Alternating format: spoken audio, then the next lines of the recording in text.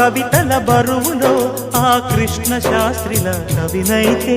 హాయి రెమ్మల కోయిలమ్మకు విరుల ఋతువు వికసించదా తుమ్మెదడగని మధువులే చెలిసాకి వలపులే చిలికిస్తే మాయ జగతికి ఏ కయామో మధుర కవిత వినిపించడా ఓ కావ్యమా నీ తోటలో నవరస పోషణి గాలిగా